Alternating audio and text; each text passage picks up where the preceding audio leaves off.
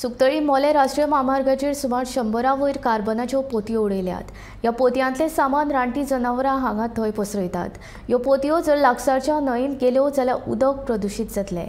तशेंच मनशाच्या जिवाकूय ह्या धोक्याचें आसा। संबंधीत अधिकाऱ्यांनी हातूंत लक्ष घालून ह्यो पोतयो रस्त्यार उडोवप्यांचेर खर कारवाय करची अशी थळाव्यांची मागणी आसा।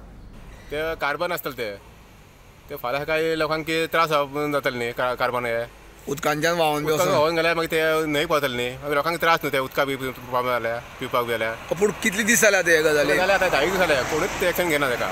पूण एवढेन पुलीस येता पुलीस सगळे भोंवता हांगासर कोणूच एक्शन घेना तेका।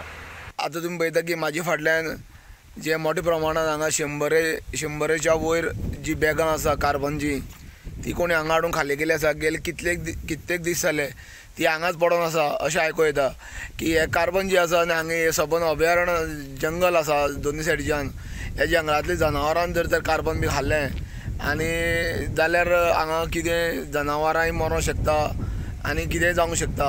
आनी हे कार्बन हे पावस पडटा ते पावसांतल्यान उदकाच्यान व्हांवन व्हाळान तशेंच नदीच्या आसपास हे कार्बन पावोंक शकता उदकांच्यान।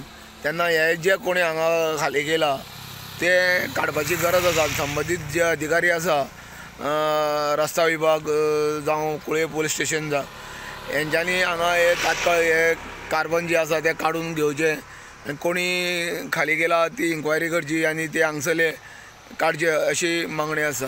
मोहम्मद टीव्ही खातीर सुकतळीच्यान एकनाथ